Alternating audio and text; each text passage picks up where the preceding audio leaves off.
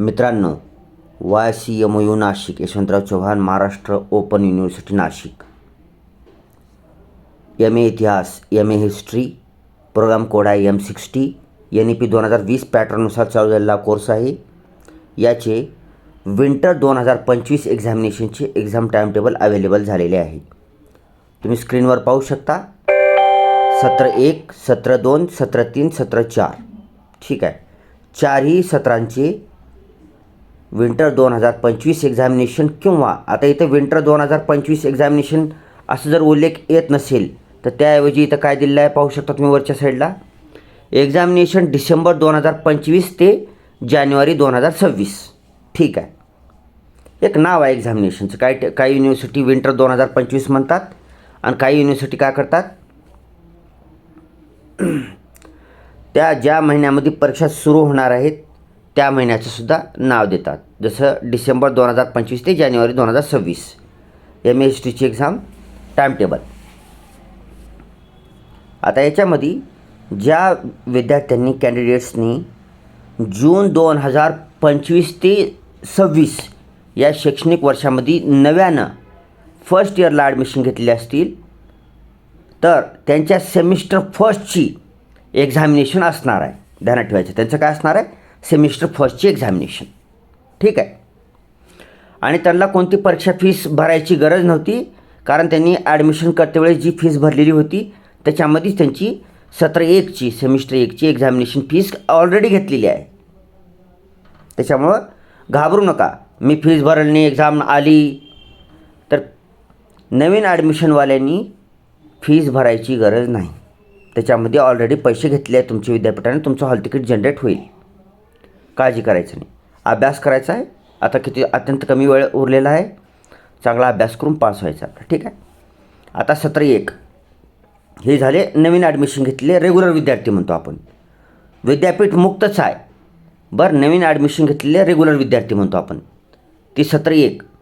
तर आता दुसरे विद्यार्थी कोणते, ज्यांनी गेल्या वर्षी ॲडमिशन घेतले असतील 2024 ते 25 या शैक्षणिक वर्षामध्ये first year MA history first इयरला ज्या लोकांनी ॲडमिशन घेतलेले असेल व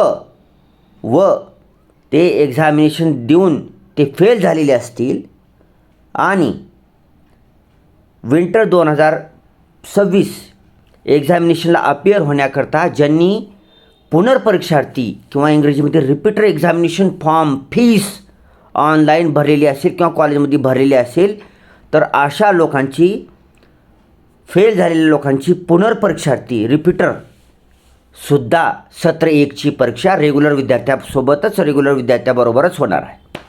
ठीक आहे. थोडक्यात रेग्युलर सेमिस्टर 1 आणि फेल झालेले व एक्झामिनेशन फीस भरलेले अशा दोघांची सत्र 1ची एक्झाम असणार आहे. ठीक आहे. हे बघून घ्या. आता टाइम टेबल तुम्ही वाचून घ्यायचा आहे, नाहीतर व्हिडिओ खूप मोठा होतो. 7 जानेवारी 2026 पासून पहिला पेपर सुरू होणार आहे. बाकी इतर टाइम टेबल बघून घ्या. पुढचं सेमिस्टर 2ची एक्झामिनेशन चालू होणार आहे 13 जानेवारी 2026 पासून. आता ह्याच्यामध्ये सेमिस्टर 2चे फक्त जी लोक अगोदर सेमिस्टर 2ची परीक्षा देऊन फेल झालेली असतील व ज्यांनी या विंटर 2025 एक्झामिनेशनला बसण्यासाठी पुनर्परीक्षात रिपीटर एक्झामिनेशन फॉर्म फीस भरलेली असेल तर अशाच लोकांची म्हणजे रिपीटर विद्यार्थ्यांचीच सेमिस्टर 2 सत्र 2ची एक्झामिनेशन होणार आहे. ठीक आहे. आता सत्र 3. आता ज्या लोकांनी गेल्या वर्षी 2024-25ला फर्स्ट इयरला ॲडमिशन घेतलेलं असेल आणि यावर्षी 2025-26ला सेकंड इयरला ॲडमिशन घेतलेले असतील तर सेकंड इयरला ॲडमिशन घेतलेल्या विद्यार्थ्यांचं आता रेग्युलर सेमिस्टर 3ची एक्झामिनेशन होणार आहे. तर त्यांचंसुद्धा टाइम टेबल आलेलं आहे. ठीक आहे. तसेच अगोदर कधी तर सेमिस्टर 3ची एक्झामिनेशन दिलेली असेल व फेल झालेली असेल व रिपीटर पुनर्परीक्षार्थी फॉर्म भरलेला असेल तर अशा रिपीटर विद्यार्थ्याचीसुद्धा रेग्युलरच्या विद्यार्थ्यासोबत एक्झामिनेशन होणार आहे. Regular plus repeater. आता शेवटचं सेमिस्टर 4 सत्र 4. तर सत्र 4 ही रिपीटर पुनर्परीक्षार्थी एक्झामिनेशन फॉर्म भरलेल्या विद्यार्थ्यांचीच परीक्षा असणार आहे. ठीक आहे. रेग्युलर सत्र 4ची एक्झामिनेशन असणार नाही.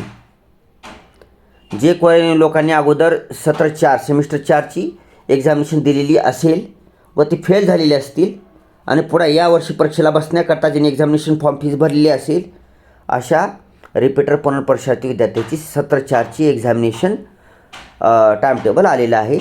ते 7 जानेवारी 2026पासून एक्झाम चालू होईल. ठीक आहे.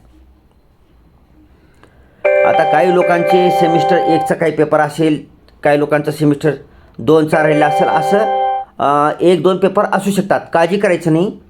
तुम्ही हे टाईम टेबल पाहू शकता. कुठल्याच सेमिस्टर 1, 2, 3, 4 ह्याचं एक्झाम टाईम टेबल ह्यांच्या कुठल्याही पेपरचं ओव्हरलॅप होत नाही.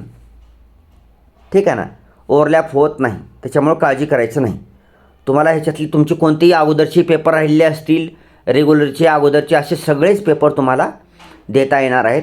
टाईम टेबल ओव्हरलॅप होत नाही. ठीक आहे. बिंदास तुम्ही तुमचे सगळे अगोदरचे फेल झालेले पेपर, परीक्षा फॉर्म भरले असेल तर ते बी काढू शकता आणि रेग्युलरची काढू शकता. ठीक आहे. तर हे टाईम टेबल पूर्ण डिटेलमध्ये वाचून घ्यायचं आहे. पूर्ण काही वाचत बसणार नाही मी. आणि आपल्या सर्व मित्रमैत्रिणी नातेवाईकांना शेअर करायचं आहे. अभ्यासाला कमी वेळ राहिलेला आहे. रात्रंदिवस एक करून अभ्यास करून पास व्हायचा आहे. तसेच आता ही जी आहे विंटर एक्झामिनेशन, जे रेग्युलरचे विद्यार्थी असणार आहेत, सेमिस्टर 1 आणि सेमिस्टर 3चे रेग्युलरचे विद्यार्थी, तर त्यांनी 15 डिसेंबर 2025 ही शेवटची तारीख असणार आहे. त्यांनी ऑनलाईन होम असाइनमेंट सबमिशन करायचं आहे. 15 डिसेंबर 2025च्या आत, 15 डिसेंबर 2025 शेवटची तारीख आहे.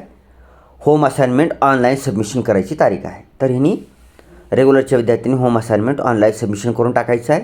स्टडी सेंटरला सांगायचं आहे की लवकरात लवकर तपासून आम्हाला गुण देऊन टाका म्हणून सांगायचं आहे. ठीक आहे. Thanks for watching. वंदे मातरम. See you soon.